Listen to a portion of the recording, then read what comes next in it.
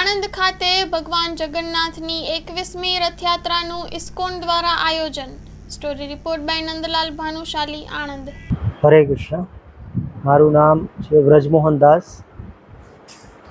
ISKCON વિદ્યાનગરમાં દર વર્ષે આપણે રથયાત્રા કાઢીએ છીએ। તો વર્ષની અંદર જગન્નાથ ભગવાન હંમેશા માટે મંદિરમાં તો દર્શન આપે છે, પણ આ એક દિવસ એવો છે કે ભગવાન સામે ચાલીને બધાને દર્શન આપવા માટે થઈને બહાર આવે છે। એની વિશેષતા છે। ભગવાન કૃપાળુ છે એવા કે બધા દર્શનાર્થીઓને એના દર્શન આપે છે ને પ્રસાદ પણ સાથે સાથે હજારો પેકેટ વિતરણ થશે અને લોકોને કીર્તનનો પણ લાભ મળશે કે જે કળિયુગની અંદર આ હરિનામ સંકીર્તન જે છે એ કળિયુગમાં નામનો જ આધાર હોય છે। તો આ 16 શબ્દનો મહામંત્ર હરે કૃષ્ણ કૃષ્ણ કૃષ્ણ હરે હરે, હરે રામ રામ રામ હરે, આ મહામંત્રનું સારી રીતે બધા શ્રવણ અને ગાન બધા કરશે તો એનાથી જીવોનો ઉદ્ધાર થાય છે।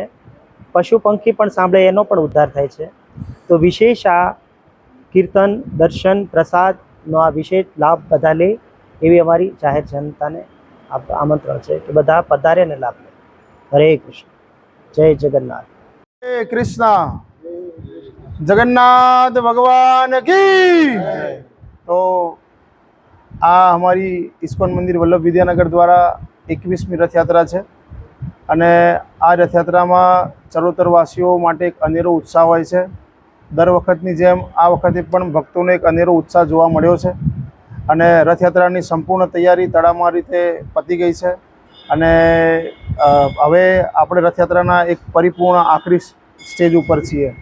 તો રથયાત્રાનો રૂટ આ પ્રમાણે છે કે આણંદ ટાઉન પોલીસ સ્ટેશનથી રથયાત્રા નીકળશે આપણી અને એ Rathyatra Gurudwara circle, Amul dairy road, જૂના સરકારી રસ્તા, રાજમહેલ રોડથી લોટિયા ભાગોળવાળા રસ્તે થઈને આણંદ ટાઉન હોલથી આણંદ વિદ્યાનગર રોડથી ભાઈકાકા સ્ટેચ્યુથી ઇસ્કોન વિદ્યાનગરથી રુદ્રાક્ષ કોર્નર અને રુદ્રાક્ષ કોર્નરથી વિદ્યાનગર શાસ્ત્રી મેદાને આપણી રથયાત્રા સમાપન થશે।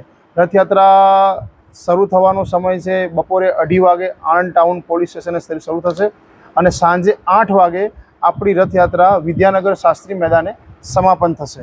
તો આપ સૌ મીડિયા મિત્રોના માધ્યમથી મારું કહેવાનું કે સમગ્ર ચરોતરવાસીઓને આ રથયાત્રામાં અમે આમંત્રણ આપીએ છીએ અને સાથે સાથે આ રથયાત્રાની અંદર અમે ભક્તો માટે 50,000 સાઠાના પેકેટ જે મહાપ્રસાદ જે જગન્નાથજીને પ્રિય છે એનું આયોજન કરેલું છે અને વિદ્યાનગર શાસ્ત્રી મેદાને અમે કમસે કમ 10,000 થી 11,000 ભક્તો માટે ફૂલ જમવાના પ્રસાદનું આયોજન કરેલ છે, જેની અંદર ભગવાનને જે પ્રિય છે ખીચડી, કઢી, લાપસી એ પણ બધા ભક્તોને જમાડવામાં આવશે।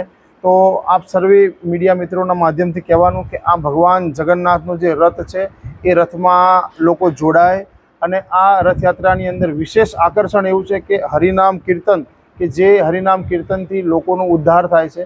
તો આ હરિનામ કીર્તનમાં બધા લોકો ભાગ લે અને પદ્મપુરાણની અંદર કહેવામાં આવ્યું છે કે આવો ખેંચો રથ, સળ થશે ભક્તિનો પથ। અને બીજું એક વિશેષ આયોજન એવું છે કે 12 જૂન 2025ના રોજ આપણે સૌ જાણીએ છીએ કે અમદાવાદની અંદર એક મોટી વિમાન દુર્ઘટના ઘટી છે, જેને પોતાના સ્વજન ગુમાવ્યા છે।